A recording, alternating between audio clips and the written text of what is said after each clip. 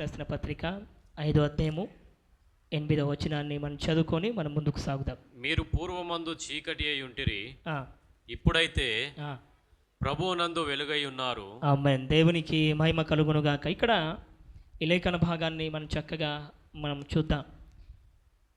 ఎఫెసీ సంఘానికి అపోస్తలుడైన పౌలు గారు రాస్తున్న మాట, మీరు పూర్వమందు చీకటై ఉంటిరి, ఇప్పుడైతే ప్రభువునందు మీరు వెలుగై ఉన్నారు. నిజముగా ఇప్పుడు నా ప్రతి వారి యొక్క జీవితంలో మనం అందరం కూడా ప్రభువుని ఎరగకముందు, ప్రభువులోకి రాకముందు మన జీవితం అంతా కూడా పూర్వమందు మనం అందరం కూడా చీకటిలోనే ఉన్నాం.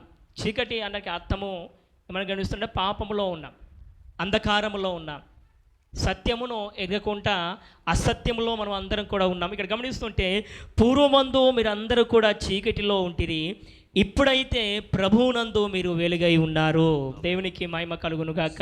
ఇక్కడ ఈ మాటను చక్కగా మనం విన్నట్టయితే, ఒకప్పుడు మనం అందరం కూడా చీకటిలో, అంధకారములో, లోకములో, లోకపు యొక్క ఆలోచనలు మనం అందరం కూడా ఉండేవారం. కానీ ఈ మాటను మనం తీసుకున్నట్టయితే ప్రభువునందు ఇప్పుడు మనం వెలుగై ఉన్నాం. అందుకోసమే దేవుడు అంటాడు కదా, నేను వెలుగై ఉన్నానని చెప్తూ ఉంటాడు.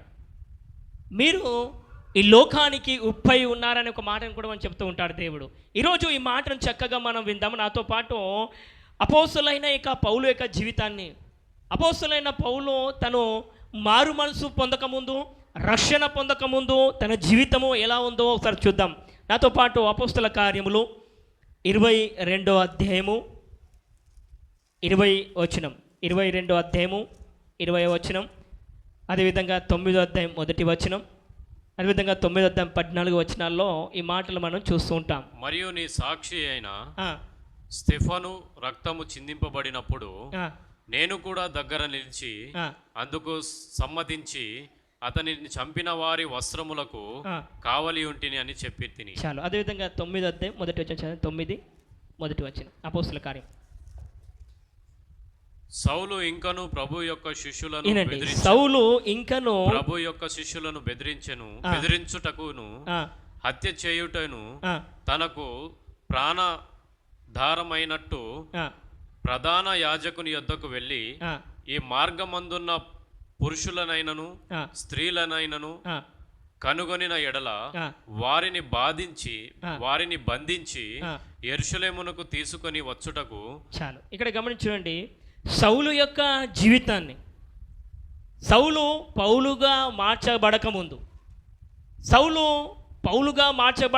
తన రక్షణ పొందకముందు సౌలు యొక్క జీవితం ఎలాంటిది అని మనం గమనిస్తూ ఉంటే, సౌలు ఇంకను ప్రభు యొక్క శిష్యులను బెదిరించేవాడు. అదేవిధంగా ఎవరైతే ప్రార్థన చేసేవారో, దేవుని ఆరాధించేవారో, స్తుతించేవారో, స్త్రీలను కావచ్చు, పురుషులు కావచ్చు, ఎవరైనా కావచ్చు, గమనించండి, ఆయన అట ప్రధాన యాజకుని నుంచి ఒక ఉత్తరం రాసుకొని ఆయన బయలుదేరాట. హల్లెలూయా. ఈ మాటలు చక్కగా విందాం. ఆయనకు అధికారం ఉందట. పౌలు ఎలాంటి వాడంటే, పౌలు రోమా సామ్రాజ్యములో ఒక చక్కని జ్ఞానం కలిగిన వాడు.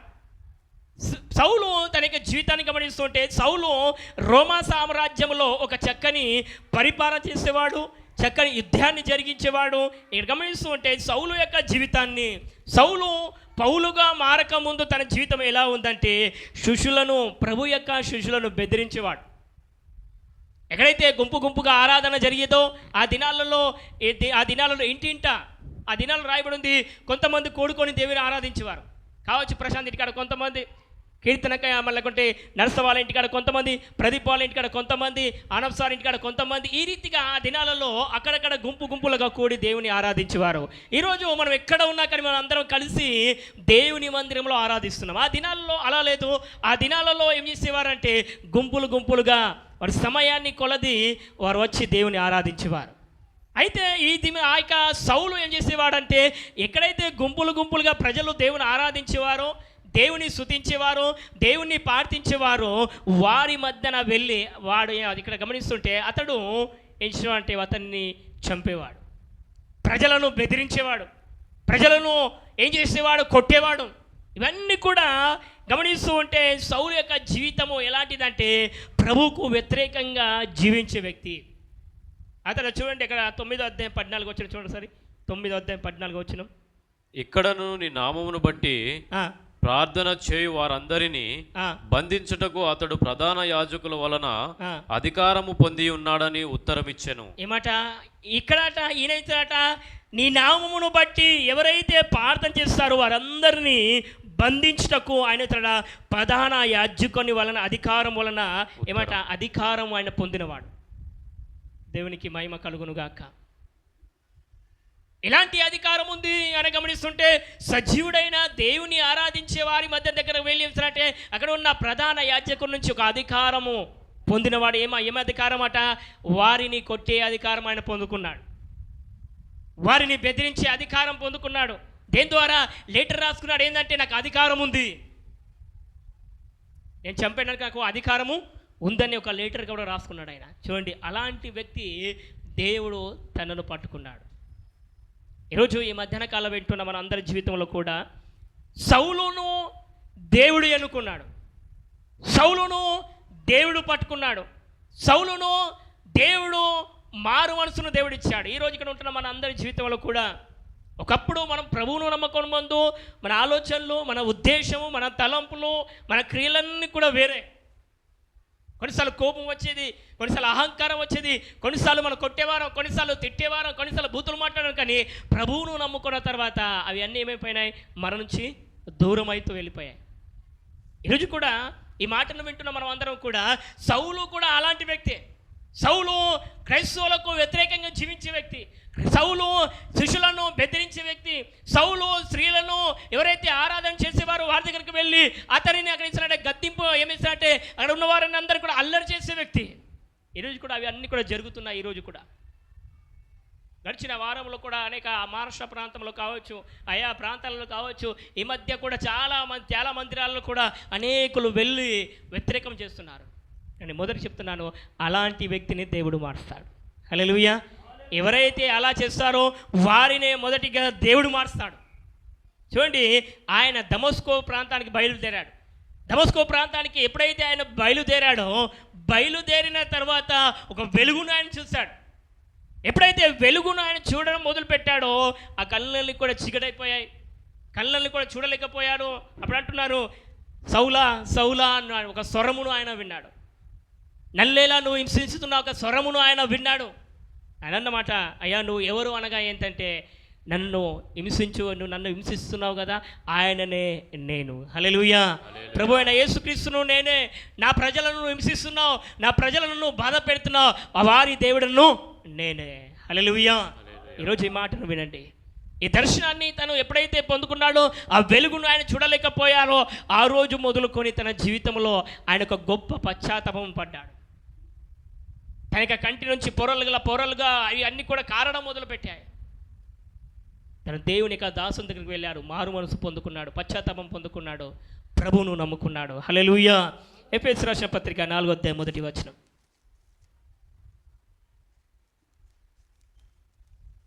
ఎఫెసీయులకు రాసిన పత్రిక 4:1. కాబట్టి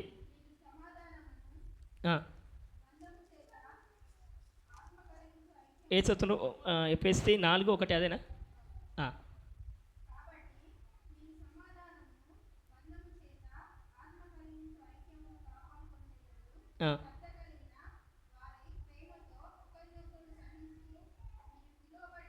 చాలా ఒక మాట అక్కడ రాయబడి ఉంది, దేవుడు తనను సేవించడానికి పిలిచినట్టు దేవుని సేవకుడు పరిచర్య చేయడానికి సహాయం చేయడానికి దేవుడు అతనిని పిలిచినట్టుగా మనం చూస్తూ ఉంటాం.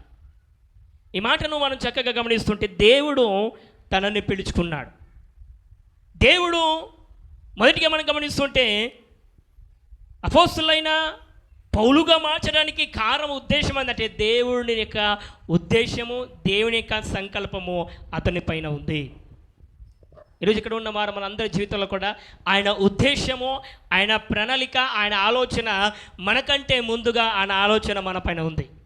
మనకు ఆయన ఏం చేయాలో, ఎలా తీసుకొని వెళ్ళాలో సర్వము దేవునికి తెలుసు. ఇక చూడండి, ప్రభు అయిన యేసుక్రీస్తును ఆయన దూషించేవాడు, ప్రజలను చంపేవాడు. కానీ ఎప్పుడైతే ప్రభు యొక్క దర్శనాన్ని పొందుకున్నాడో తన జీవితంలో మారు మనసు అనేది కలిగింది. దేవునికి మహిమ కలుగునుగాక. అదేవిధంగా చూడండి, యేసు మనల్ని ఎందుకు పిలిచాడు?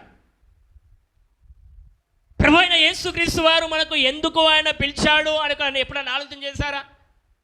అది దేవుడు నాకు ఎందుకు పిలిచాడు, దేవుడు నన్ను ఎందుకు కాపాడాడు, దేవుడు నన్ను ఏక చీకటి నుంచి, బానిసత్వం నుంచి, అంధకారం నుంచి, శాపం నుంచి, రోగం నుంచి, అనారోగ్యం నుంచి నా దేవుడు నాకు ఎందుకు కాపాడాడు, నన్ను ఎందుకు దేవుడు పిలిచాడు అని ఎప్పుడైనా ఆలోచన చేశారా? ఈరోజు ఆలోచన చేయాలి. ఈరోజు ఇక్కడ ఉన్న వారందరూ కూడా మనం ఆలోచన చేయాలి. ఏం ఆలోచన చేయాలి? యేసు ప్రభు వారు నన్ను ఎందుకు పిలిచాడు? సౌలు యొక్క జీవితాన్ని గమనిస్తుంటే ఆయన రక్షణ పొందక ముందు, రక్షణ పొందిన తర్వాత తన జీవితంలో మార్పులు కలిగాయి. ఒకప్పుడు ఆయన రక్షణ పొందలేదు, ఆయన మారు మనసు పొందుకోలేదు. కానీ ఎప్పుడైతే ఆయన మారు మనసు పొందుకున్నాడో తన జీవితంలో మార్పులు జరిగాయి.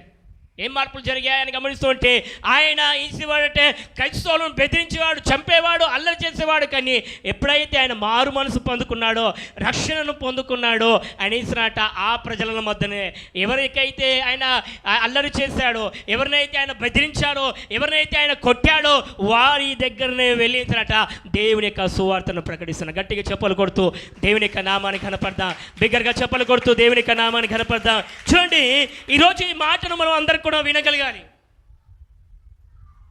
ఆయన మారు మనసు పొందుకున్న తర్వాత, రక్షణను పొందుకున్న తర్వాత తిరిగి ఆయన ఎక్కడ వెళ్ళలేదు, లోకములో ఆయన కలవలేదు.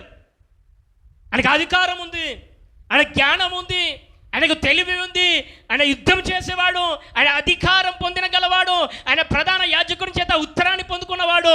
ఇవన్నిటిని కూడా ఆయన విడిచిపెట్టుకున్నాడు. ఈరోజు అందరం వినగలగాలి, దేవుడు అసలు నీకు ఎందుకు పిలిచాడు, ఆయన ఎందుకు మందిరానికి ఆయన పిలిచాడు. లోకంలో ఉన్నవాడివి, లోకంలో ఉన్నదానివి, దేవుడు నిన్ను పిలుచుకొని నిన్ను ఎందుకు ఆయన పవిత్రపరిచాడు? ఒకసారి ఆలోచన చేద్దాం. చూడండి, మొదటిగా ఈరోజు ఈ మాటను విన్న తర్వాత మన జీవితంలో ఒక అద్భుతము జరగాలనే ప్రభుపేరట మనం చేస్తున్నాం. చూడండి, ఆయన ఈసాట మొదటిగా ఎఫెసీయులకు రాసిన పత్రిక 2వ అధ్యాయం 1వ వచనంలో గమనిస్తుంటే ఆయన ఈసాట దేవునితో పాటు నడవడం ప్రారంభించాడు. సమయం కారణం బట్టి నేను ముందుకు వెళ్తున్నా. దేవునికి ఆనుకొని జీవించడము, ఆనుకొని ఆయనతో పాటు వెంట నడవడం ఆయన ప్రారంభించారు. ఎవరు? అపోస్తలుడైన పౌలు గారు. ఆయన ఎప్పుడైతే మారు మనసు పొందుకున్నాడో ఆ రోజు నుంచి ప్రభువును పట్టుకొని ప్రభుతో పాటు తన ఎన్నిక నడవడం ఆయన ప్రారంభించారు. ఈరోజు మనం నడుస్తున్నామా ప్రభుతో పాటు? ఈరోజు మనం నడవగలుగుతున్నామా ప్రభుతో పాటు? ఈరోజు ఆయన మాట విని, ఆయన మాట పరంగా విని మనం ముందుకు వెళ్ళగలుగుతున్నామా? ఆ మాటను మనం అందరం కూడా జ్ఞాపకం చేసుకోవాలని ప్రభు పేరిట మనవి చేస్తున్నాం. ఆ తర్వాత అపోస్తలుల కార్యం 9:11 వచనం గమనిస్తుంటే ఆయన ప్రార్థన చేయడం ప్రారంభించాడు. హల్లెలూయా. చెబుదాం స్వరం ఎత్తి, హల్లెలూయా, బోలో యేసు మసీకి. చూడండి, అనిసరాట నడవడం ప్రారంభించాడు. ఆ తర్వాత దేవునితో మాట్లాడడం కూడా ప్రారంభించాడు. నడవడం ప్రారంభించాడు, ఆయన ప్రార్థించడం కూడా దేవుణ్ణి ప్రారంభించాడు. ఆ తర్వాత ఆయన మారు మనసు పొందుకొని బాప్తిసం కూడా తీసుకున్నాడు. ఇవన్నీ కూడా చెప్పాలంటే సమయం పడుతుంది కనుక నేను కొన్ని చెబుతూ నేను ముందుకు వెళ్తున్నా. మొదటిగా దేవుని మాటను విని దేవుని మాట పరంగా నడవడం ప్రారంభించాడు. ఆ తర్వాత దేవుని సన్నిధానంలో ఉండి దేవుని మాట్లాడడం, ప్రార్థించడం ప్రారంభించాడు. మూడవదిగా ఆయన బాప్తిసము కూడా పొందుకున్నాడు. హల్లెలూయా. ఏషాట ఈ మారు మనసు పొందుకున్న తర్వాత ఆయన బాప్తిసాన్ని కూడా పొందుకున్నాడు. ఏం చేశాడట? నా బాప్తిసం కూడా కావాలన్న వెంటనే ఆయన మారు మనసు పొందుకొని బాప్తిసాన్ని పొందుకున్నాడు. ఆ తర్వాత ఏం చేశాడట? ఆయన దేవుని యొక్క సువార్తను చేయడం ప్రారంభించాడు. హల్లెలూయా. బిగ్గరగా చెప్దాం, హల్లెలూయా. ఏసాట బాప్తిసమును పొందుకున్న తర్వాత దేవుని యొక్క సువార్తను, దేవుని యొక్క ప్రేమను, దేవుడు తనకిచ్చిన గొప్ప రక్షణను, దేవుడు తనకిచ్చిన దర్శనమును, ఇవన్నీ కూడా ఆయన స్వరమును, ఇవన్నీ కూడా ఏసాట ప్రజల మధ్య వెళుతున్నాడు. ఈ ప్రజల మధ్య వెళ్తున్నప్పుడు ప్రజలందరూ అంటున్నాడు, అబ్బో ఈడ అన్నారట. ఏమన్నారు? సౌలా ఇంతకుముందు మమ్మల్ని చంపాడు, ఇంతకు మమ్మల్ని కొట్టాడు, ఇంతకు మమ్మల్ని తిట్టాడు, ఇంతకుముందు మమ్మల్ని అల్లరి చేశాడు, స్త్రీలకు అల్లరి చేశాడు, ఇవన్నీ కూడా చేసిన వ్యక్తి ఈరోజు మారు మనసు పొందుకోవడం మేము నమ్ముతామా? నేను నమ్మలేం. ఇది కూడా అదే జరుగుతుంది ప్రజల్లో కూడా. ఒక వ్యక్తి మారు మనసు పొందుకున్న తర్వాత ఒక వ్యక్తిని నమ్మాలంటే కష్టమే. కానీ చూడండి, తనకి జీవితంలో ఆయన ఇస్తున్నట ప్రాణం ఉన్నంత వరకు ఆయన ప్రభువును విరవలేదట. ఆ మాటలు మనం కింద వద్దాం. చూడండి, ఆయన సువార్త చేయడము సేవకులకే అట. ఏం చూడండి, ఈరోజు ఆయన ద్వారా కొత్త నిబంధనలో 14 పత్రికలు రాయబడ్డాయి. దేవునికి మహిమ కలుగునుగాక. ఎలాంటి వాడు? ప్రభువును హింసించేవాడు, ప్రభువును నమ్మకునే వారిని చంపేవాడు. ఆ వ్యక్తినే దేవుడు ఎన్నుకున్నాడు. హల్లెలూయా. ఈరోజు ఇక్కడ ఉన్న మనం అందరం కూడా మన జీవితం వ్యర్థమే, మన జీవితము పాపములో ఉండేదే, కానీ దేవుడు మనల్ని ఎన్నుకున్నాడంటే ఆయన ఉద్దేశము ఏదో ఒకటి మన జీవితంలో ఉంది. అనుకోవచ్చు, అయ్యో నేను మందిరంగా వస్తున్నా, నా జీవితం ఏం అయితలేదు అనుకోవద్దు. ఏదో ఉద్దేశము మన జీవితంలో ఉంది. దేవుని మందిరం చెప్పాను, దేవుని మందిరానికి ఆదివారం వచ్చి కూర్చోవడం కాదు, ఆరాధించడం కాదు, పాటలు పాడడం కాదు, ఉండివని వెళ్ళిపోవడం కాదు, కానీ దేవుని కొరకు నువ్వు ఏదో ఒకటి చేయగలగాలి. దేవుని సన్నిధానంలో నువ్వు ఏదో ఒకటి చేయగలగాలి. దేవుని కొరకు నువ్వు ఏదో ఒకటి చేయగలగాలి. దేవుడు నీకు రక్షణ ఇచ్చాడు, అవును కదా, నీకు మారు మనసును ఇచ్చాడు, దేవుడు నిన్ను పాపం నుంచి విడిపించాడు. ఆయన కొరకు నువ్వు ఏం చేస్తున్నావు? ఆయన కొరకు నువ్వు ఏం చేయగలుగుతున్నావు? ఆయన కొరకు నువ్వు నువ్వు ఏమై ఉన్నావు? ఈరోజు వినండి మాట, ఆయన అట ప్రభువు కొరకు అట ఏమిటా సువార్తను ప్రకటించడం ప్రారంభించాడు. ఆయన సహాయం చేయడం ప్రారంభించాడు. ఆయన అనేకులకు ఆయన సహాయం చేయాలి. తన అంతుకు తన దగ్గర కలిగిన దాంట్లో ఆయన సహాయం చేయడం ప్రారంభించాడు. ఆ తర్వాత ఆయన చేశాడట, అభిషేకం పొందుకున్నాడట. దేవునికి మహిమ కలుగును గాక. ఈరోజు అందుకు చెప్తాను, ఆరాధనలు అందరూ కూడా ఏకీభవించి ప్రార్థిస్తేనే ఆయన శక్తిని పొందుకుంటామని చెప్తాను. ఒకరు కళ్ళు చేస్తానంటే నేను కళ్ళు కళ చేస్తే నీకు లాభం లేదు. వినండి, ఎవరు మాట్లాడుతున్నా అంటే నువ్వు మాట్లాడితే లాభం లేదు. ఎవరు బయటికి వెళ్తున్నా నువ్వు కూడా బయటికి వెళ్తే లాభం లేదు. అప్పుడు దేవుని యొక్క శక్తిని మనం పొందుకోం. చూడండి, ఆయన అట ఏమి చేశాడట, నడవడం ప్రారంభించాడు, ప్రార్థించడం ప్రారంభించాడు, బాప్తిస్మాన్ని పొందుకున్నాడు, దేవుని యొక్క సువార్త ఇంకా చేయడం ప్రారంభించాడు. ఆయన అంతుగా సహాయం చేయడం కూడా మొదలుపెట్టాడు. హల్లెలూయా. ఆ తర్వాత చేసినట దేవుని యొక్క అభిషేకము చేత ఆయన నింపబడ్డాడు. ఈరోజు ఎంతమంది దేవుని ఆత్మ చేత నింపబడ్డారు? ఈరోజు ఇక్కడ కూర్చున్న వారిలో ఎంతమంది దేవుని ఆత్మ చేత నింపబడ్డారు? చాలామంది అంటారు, దేవా నా పైన అభిషేకం ఉంది అంటారు. కొంతమంది, నా మీద అభిషేకం ఉంది, నేను అన్య భాషలు మాట్లాడగలుగుతాను, నేను ప్రార్థన చేయగలుగుతాను, నేను ఆరాధించగలుగుతాను అనుకుంటూ ఉంటాను. కొన్నిసార్లు అది ఎక్కడ కనిపిస్తూ ఉంటుంది? మందిరంలోనే కనిపిస్తూ ఉంటుంది. కానీ మా బయట వెళ్ళిన తర్వాత అదే మాట తీరు, అదే మాటలు, అవే ఆలోచనలు, అవే తలంపులు ఉంటే బాప్తిస్మం పొందుకున్న నీవు, మారు మనసు పొందుకున్న నీవు, అభిషేకం నీ మీద వచ్చిందంటే ఎవరు నమ్మగలుగుతారు? చూడండి, యేసురాట ప్రజలట అతన్ని ఇవి అన్నీ చేస్తున్నప్పుడు, ఏనండి, ఇవి అన్నీ చేస్తున్నప్పుడు అట ప్రజలు నమ్మకాయించినట ఇతన్ని చంపడం మొదలుపెట్టాడు. ఏనండమ్మా, ఎవరిని చంపడం మొదలుపెట్టారు? అపోస్తులైన సౌలును పౌలుగా మార్చబడిన ఇతని చంపడం ప్రారంభించాడు. వీడు ఎప్పుడు దొరుకుతాడని వింటున్నారా? వీడు ఎప్పుడు దొరుకుతారో ఇతన్ని మేము చంపేద్దాం అని వారు మొదలు పెట్టారు. అదో చూడండి, ముమ్మారులో అట ఆయన రాళ్లతో కొట్టబడ్డాడు. అపోస్తుల కార్యం తీయండి, 14:9 9-10. అతడు పౌలు మాటలు ఆడట వినెను. పౌలు అతని వైపు తేరి చూచి స్వస్థత పొందుటకు అతనికి విశ్వాసం ఉండేనని గ్రహించి నీ పాదములు మోపి సరిగ్గా నిలువమని బిగ్గరగా చెప్పినప్పుడు అతడు గంతులు వేసి నడువసాగాను. చూడండి, ఆ రాళ్లతో కొట్టబడిన తర్వాత కూడా రాళ్లతో కొట్టబడ్డాడు, కానీ ఆయన ద్వారా అద్భుతాలు దేవుడు చేయడం ప్రారంభించాడు. వింటున్నామా? ప్రజలు అతనిని చంపడం ప్రారంభపెట్టిన కొలది కూడా దేవుని యొక్క తన ద్వారాట దేవుని యొక్క అద్భుతమైన కార్యాలు దేవుడు బయలుపరుస్తున్నాడు. మాట్లాడని వారు మాట్లాడడం ప్రారంభించారు, నడవలేని వారు నడవడం ప్రారంభించారు. ఇవి అన్నీ కూడా జరుగుతున్నాయి. ఇవి జరిగిన కొలది దేవుని యొక్క కార్యాలు దేవుడు చూపిస్తూనే ఉంటున్నాడు. హల్లెలూయా. అదే చెప్తా, కష్టాలు రావడం మన జీవితంలో మేలే. వినండి, కష్టాలు మన జీవితంలో వస్తున్న మేలేనే. కష్టాలు రాలేక దేవుని దగ్గర రాలేం. గొప్ప సేవకులు కూడా చెప్తారు కదా, కష్టాల వలననే మనం ఎక్కువగా దేవునితో అనుకొని జీవిస్తూ ఉంటామట. ఒకవేళ కష్టం రాలేదనుకో, సుఖం ఉన్నదనుకో, నాకు ఏం లేదనుకుంటాం. హల్లెలూయా. ప్రశాంతంగా మేము మాట్లాడుకుంటాం. ఇప్పుడు కొంతమంది ప్రభువుని నమ్ముకుంటారు, కానీ ఇప్పటివరకు ప్రార్థన రాదు. ఎన్నో సంవత్సరాల నుంచి ప్రభువుని నమ్ముకుంటారు, కానీ వాళ్ళకి ప్రార్థన చేయడమే రాదు. బాధ లేదు కనుక ప్రార్థన రాదు, బాధ ఉంటే ప్రార్థన వస్తుంది, బాధ లేదనుకోర్రి ఏం ప్రార్థన వస్తుంది చెప్తారా అమ్మ? అర్థమవుతుందా? బాధ లేదనుకోర్రి ప్రార్థన కూడా రాదు. అదే బాధ అనుకోండి, ఎట్లన్నా కళ్ళు కాడుతున్నావు, ఎట్లన్నా చెప్తుంటావు, సోదరమయ్యా నన్ను దీవించు, నన్ను ఈ కష్టం నుంచి, బాధ నుంచి, సమస్య నుంచి, అనారోగ్య దేవా నిన్ను నమ్ముకుంటా, సహాయం చేయని కన్నీళ్ళు కాడుతుంటాం. బాధ లేదనుకోర్రి ప్రార్థన కూడా రాదు. హల్లెలూయా. కానీ ఒక గొప్ప సేవకుడు చెప్తాడు ఏంటంటే, బాధ నుంచి అట దేవుడు నీకు సంపూర్ణమైన సంతోషం ఇస్తారట. హల్లెలూయా. నువ్వు తట్టుకోనగలిగితే అధికమైన సంతోషం దేవుడు ఇస్తాడు. హల్లెలూయా. బైబిల్లో రాయబడి ఉంది, ఆయన నీకు తగినంత శోధనని ఇస్తాడట. నీకు ఎంత శోధన కావాలో అంతే శోధన ఇస్తాడు, ఎంత కావాలో అంతే ఇస్తాడు.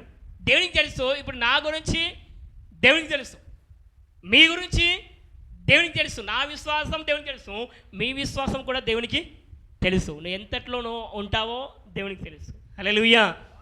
ఎంత శోధన ఇవ్వాలో అంతే శోధన దేవుడు ఇస్తాడట. ఒకవేళ ఆ శోధన నుంచి నువ్వు తట్టుకోలేవు, పడిపోయినావు అనుకో, పడిపోయినట్టే. అర్థమవుతుందా? వినండి. ఆ తర్వాత చూడండి, ఆయన జైలుకు వెళ్ళడం కూడా ప్రారంభించాడు. దేవుని కొరకు రాళ్లతో కొట్టబడ్డాడు, దేవుని కొరకు చెరసాలలో వేయబడ్డాడు, దేవుని కొరకు దుఃఖించడం కూడా ప్రారంభించాడు. హల్లెలూయా. ఇవన్నీ కూడా ఎవరి కొరకు చేస్తున్నాడట? ప్రభు కొరకు, ప్రభు పరిచర్య కొరకు, ప్రభు ఇచ్చిన గొప్ప రక్షణ కొరకు అని ఇస్తున్నాడట. ఆయన జైలులో ఉండి కూడా దేవుని యొక్క సువార్తను ప్రకటిస్తున్నాడు. దేవునికి మహిమ. అయినట పౌలు దుఃఖకాంతుడయ్యాట. దేవుని కొరకు ఆయన దుఃఖము కూడా ఆడుతున్నాడు. ఇదేం కోసం? సువార్త కోసం. అదేవిధంగా జైలులో ఉంటూ చివరికి ఆయన మాట్లాడుతున్న మాటలు ఏంటంటే, నాతో పాటు తీయండి, కీర్తన గ్రంథము 118 కీర్తన భాగము 17వ వచనం. 118 కీర్తన భాగం 17వ వచనం. నేను చావను సజీవుడనై యెహోవా క్రియలు వివరించెదను. దేవునికి మహిమ కలుగునుగాక. పౌలు కూడా ఈ మాటను చెప్తున్నా, దావీదు కూడా ఆ మాటను చెప్పాడు. పౌలు కూడా అంటున్నట్టే, నా తుది శ్వాస వరకు బతుకుట క్రీస్తే, చావైతే లాభం అన్నాడు ఆయన. గడిచిన దినాలలో యూత్ మీటింగ్లో ఒక దైవజనుడు చెప్పాడు. ఆ మాట ఏంటంటే, ఒక మంచి మాట చెప్పాడు.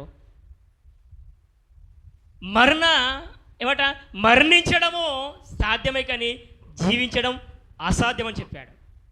ఎవరంటే ఒక అంతా అంటారు, ప్రభు కొరకు చచ్చిపోతా రెడీ, మరణం వచ్చి కూడా చచ్చిపోతా అంటారు. ఆయన ఏమంటానంటే, మరణించడం కాదు కానీ ప్రభు కొరకు నువ్వు జీవించాలి. ప్రభు కొరకు నువ్వు జీవించగలిగితే అనేకులు నూతన ఆత్మలు రావడం ప్రారంభిస్తారు. నువ్వు మరణిస్తే ఎవరు వస్తారు?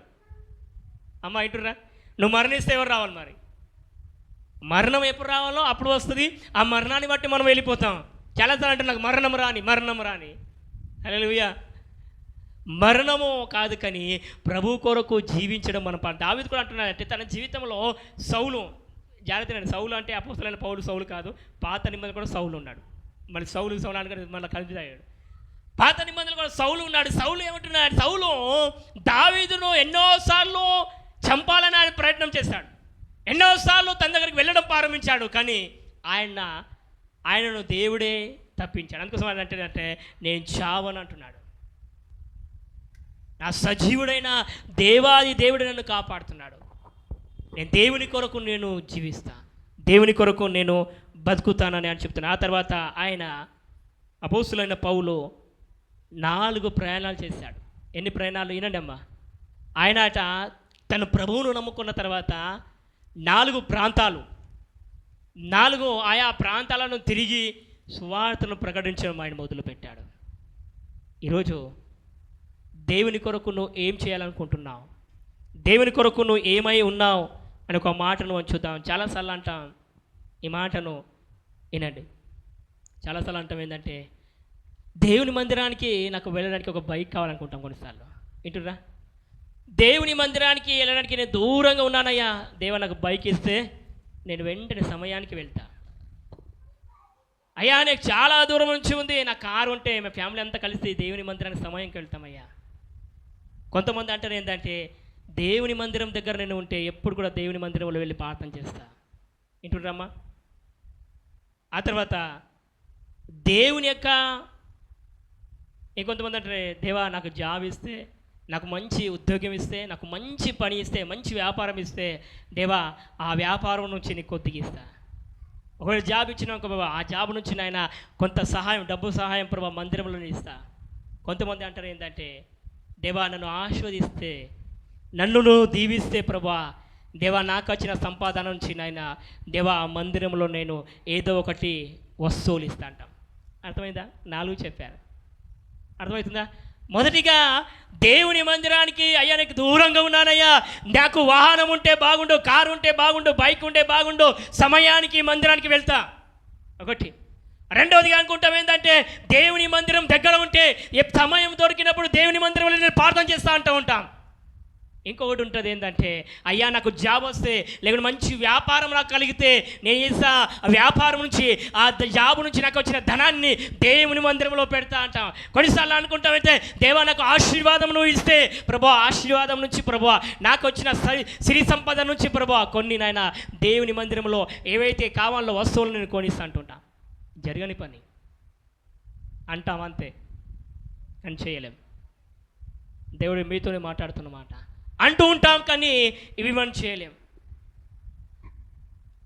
ఆలోచనలు బయటికి వస్తాయి, మాటలు బయటికి వస్తాయి, కానీ క్రియలు రావు. బైబిల్ అవుతుంది, క్రియలు లేనివాడు, క్రియలు మన వలన కాకపోతే వ్యర్థమే. క్రియలు ఆట మృతికల్లమాట, క్రియలు లేకుంటే చచ్చినవాడే.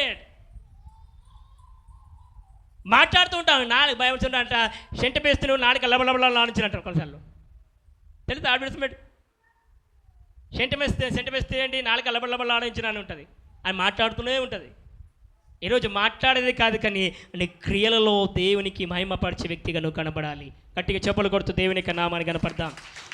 ఏసునాట దేవుని యొక్క నామాన్ని మనం ఘనపరచబడాలంటే దాని చిత్తం ప్రకారం మన నోటి ద్వారా పలికిన మాట ప్రకారం జరుగుతూనే ఉండాలి. అవి జరిగినట్లే తప్పకుండా దేవుని యొక్క దీవెనలు మనతో రావడం జరుగుతూ ఉంటాయి. హల్లెలూయా, హల్లెలూయా. ఆయన ఒక మాట చెప్పినట్టే, అపోస్తలుడైన పౌలు యొక్క జీవితాన్ని మనం గమనిస్తుంటే ఆయన ఏస్తాట సేవకులతో ఉండడం ప్రారంభించాడు. ఈరోజు ఇక్కడ కూర్చున్న నీవందరూ నీ యొక్క జీవితంలో కూడా నీవు మందిరముతో ఆనుకొని జీవితం ప్రారంభించాలి. సేవకునితో ఆనుకొని జీవించడము నువ్వు ప్రారంభించాలి. తద్వారా దేవునికి ఆశీర్వాదాలు నీ ఎదుట రావడం జరుగుతూ ఉంటాయి. ఎందుకు? గడిచిన శుక్రవారము ఉపవాస కోడికల్లో అద్భుతమైన ఆరాధన జరిగింది. అందులో నేను మాట చెప్పాను, ఆశీర్వాదాలు ఎలా క్రైస్తవ యొక్క జీవితంలో రావడం ప్రారంభిస్తాయి. ఈరోజు సేవకులు ఎందుకు దీవింపబడుతున్నారు, ఆశీర్వదింపబడుతున్న కారణం, ఉద్దేశం ఏంటంటే, సేవకుల యొక్క విషయాలు ఏంటంటే వారు దేవునితో ఆనుకొని జీవించడం ద్వారా, దేవునితో ప్రార్థించడం ద్వారా, వారు ఉపవాసం ఉండడం ద్వారా, కన్నీళ్లు కార్చడం ద్వారా, వారు సంఘం కొరకు ప్రార్థించడం ద్వారా, నశించిపోతున్న వారి కొరకు ప్రార్థించడం ద్వారా, పాపములో ఉన్న వారి కొరకు ప్రార్థించడం ద్వారా, దేశం కొరకు ప్రార్థించడం ద్వారా, ఇవన్నీ కూడా చేయడం ద్వారా వారి జీవితంలో ఆశీర్వాదం రావడం ప్రారంభిస్తుంటున్నాయి. ఈ సత్యము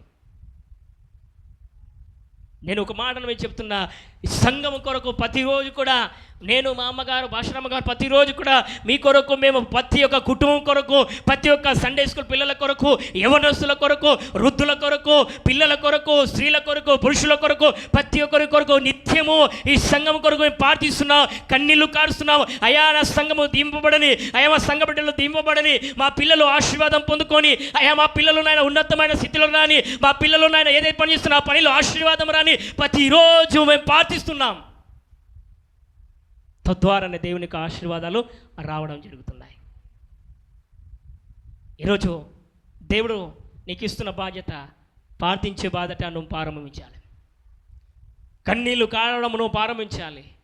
ఏదో వచ్చాములే, ఏదో వాక్యం విన్నాములే, వెళ్ళిపోదాం అనేది కాదు, కానీ మిగతా సోమవారం మొదలుకొని తిరిగి వచ్చే ఆదివారం వరకు నీ క్రియ, నీ ఆలోచన, నీ ఉద్దేశాలన్నీ కూడా ఎలా ఉన్నాయని దేవుని మందిరానికి వస్తున్నప్పుడు మనల్ని మనము ఒకసారి జ్ఞాపకం చేసుకోవాలి. చాలామందికి భక్తి ఎప్పుడు వస్తుంది చెప్పన్నా?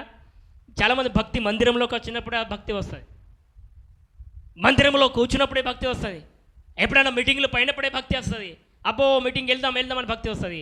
కానీ మిగతా దినాలలో ఆ భక్తి అనేది చూడలేకపోతాం. వినండి ఈ మాటలు.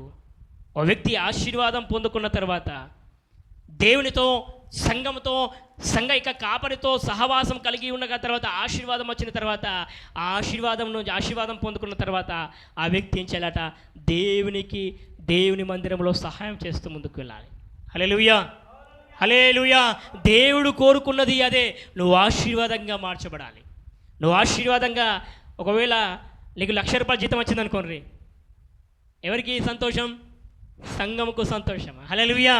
ఏంటమ్మా? ఒకవేళ 70,000 జీతం వచ్చింది అనుకో, ఎవరికి సంతోషం అట? సంఘంకు సంతోషం. కారణం ఏంటంటే, ఒకవేళ సంఘము కష్టకాల సమయంలో 7,000 రూపాయలు ఇచ్చి ఆ కథం ఇచ్చినాం అనుకో, ఒక 2 పూటలు ఏమైతే ఎవరు తింటారు? సంఘములో ఉన్న వారందరూ కూడా తినచ్చు. ఒకవేళ కరువు కాలం వచ్చిందనుకో, నీ దగ్గర 70,000 జీతం, 1,00,000 రూపాయలు జీతం అనుకో, 10,000 వచ్చి దేవుని యొక్క సంఘంలో ఇచ్చినవనుకో, సంఘం అంతా కూడా కలిసి భోజనం చేయొచ్చు, దేవుని ఆరాధించవచ్చు. అందుకు దేవుడు చెప్తున్నాడంటే, మీరు ఆశీర్వాదం పొందుకోవడము దేవుని ఖచ్చితమై ఉన్నది. మీరు ఆశీర్వాదం పొందుకుంటే సంఘము దీంపబడడం ప్రారంభిస్తుంటుంది. మీరు ఆశీర్వాదం పొందుకుంటే సంఘంలో ఆశీర్వాదాలు రావడం ప్రారంభిస్తుంటాయి.